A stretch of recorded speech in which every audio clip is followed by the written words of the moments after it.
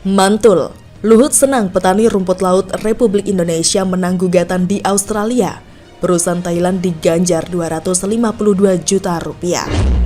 Sebelum kita lanjut, bagi Anda, viewer baru, jangan lupa untuk klik subscribe dan nyalakan lonceng notifikasinya agar Anda tidak ketinggalan informasi terbaru dari channel Safe News. 15.000 nelayan dan petani rumput laut di NTT menang gugatan atas kasus tumpahan minyak Montara. Pengadilan Federal Australia di Sydney memutuskan perusahaan asal Thailand, PTT Exploration and Production atau PTTEP, bersalah dalam kasus tumpahan minyak Montara. Hal itu diketahui dalam keterangan tertulis Kementerian Koordinator Kemaritiman dan Investasi pada Jumat 19 Maret 2021 lalu. Hakim Pengadilan Federal untuk kasus ini, David Yates, dalam putusannya menyatakan bahwa PTTEP tidak menyanggah bukti bahwa mereka telah lalai dalam operasinya di ladang minyak Montara dan hakim memutuskan menghukum perusahaan tersebut. PTTEP dihukum untuk membayar ganti rugi atas kasus ini sebesar 252 juta rupiah atau sekitar 22.500 dolar Australia. Hakim David Yates juga menyebutkan bahwa tumpahan minyak tersebut menyebabkan kerugian secara material dan menyebabkan kematian serta rusaknya rumput laut yang menjadi mata pencaharian para petani. Sementara itu dilansir dari Kompas, Menko Kemaritiman dan Investasi atau Marves Luhut Binsar Panjaitan menyambut baik putusan ini. Ia lantas menceritakan awal mula terjadinya kasus tersebut. Luhut menyebutkan ini berawal dari pembentukan satuan tugas yang dibentuk pada Agustus tahun 2018 lalu. Ia menambahkan, Satgas yang saat itu dipimpin oleh Deputi Bidang Koordinasi Kedaulatan Maritim saat itu, Purbaya Yudi Sadewa, langsung bekerja untuk menyatukan pandangan pemerintah dan nelayan di Laut Timor yang menjadi korban tumpahan minyak tersebut. Luhut menjelaskan pihaknya mengumpulkan data dan bukti yang dibutuhkan agar pihaknya punya dasar yang kuat di pengadilan. Setelah itu Satgas datang, berdialog dengan otoritas terkait tentang kasus ini serta mendukung secara maksimal gugatan yang diajukan masyarakat NTT ke Pengadilan Federal Australia. Adapun data yang dikumpulkan Satgas untuk menjadi dasar tuntutan tersebut adalah data dari Citra Satelit 8, data sampel minyak di Pulau Rote, data kualitas air serta data dari dampak kerugian sosial ekonomi yang ditanggung masyarakat di wilayah Timor Barat. Satgas juga membantu koordinasi pengiriman ahli-ahli dari lembaga peneliti terkemuka di Indonesia untuk menjadi saksi di sidang pengadilan di Australia. Purbaya mengatakan kasus ini amat penting untuk Indonesia. Kemenko Marves melakukan koordinasi secara maksimal untuk memastikan segala sumber daya yang ada untuk dijadikan dasar gugatan agar masyarakat NTT menang di pengadilan Australia. Kasus ini berawal dari tumpahan minyak yang terjadi pada 21 Agustus 2009 saat anjungan minyak di lapangan Montara milik perusahaan asal Thailand, PTTEP, meledak di lepas landas kontinen Australia.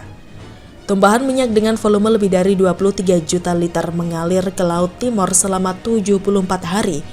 Tumpahan minyak itu juga berdampak hingga ke pesisir Indonesia.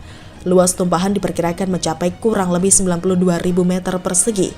Satgas menemukan ada 13 kabupaten di NTT yang terkena dampak dari kasus Montara. Ketua Yayasan Peduli Timor Barat, Ferdi Tanone, yang juga anggota Satgas mengaku sudah dihubungi oleh pengacara yang mewakili di pengadilan siang tadi. Luhut menyambut baik putusan pengadilan ini. Selanjutnya, ia sedang menunggu sikap dari PTTEP.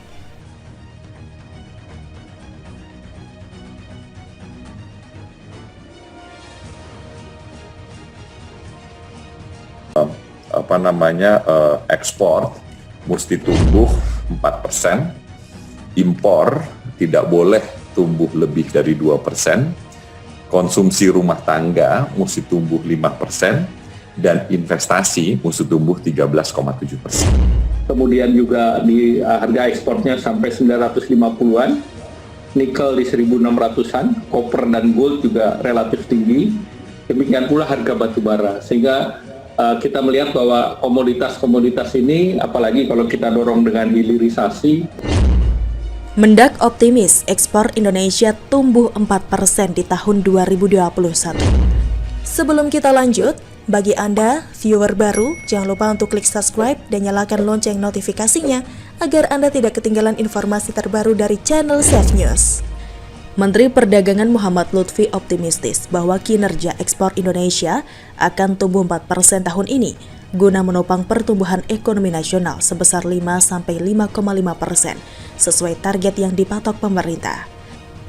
Mendak menyampaikan melihat perhitungan lembaga rating dunia seperti IMF atau Dana Moneter Indonesia dan OECD atau Organization for Economic Cooperation and Development. Keduanya melakukan koreksi terhadap perekonomian dunia dengan menyebutkan angkanya akan naik. Sedangkan Indonesia membidik perekonomian tumbuh 5-5,5% tahun ini, di mana untuk mencapai target pertumbuhan ekonomi tersebut, maka nilai ekspor harus tumbuh 4%.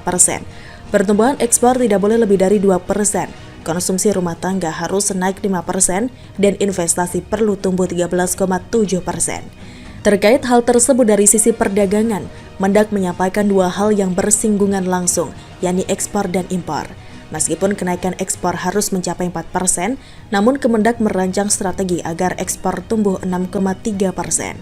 Optimisme Mendak tersebut didukung oleh tren adanya super cycle commodity, yakni komoditas yang harganya naik kencang dibandingkan tahun-tahun sebelumnya, di antaranya harga minyak mentah, harga LNG, beras, iron ore, dan copper.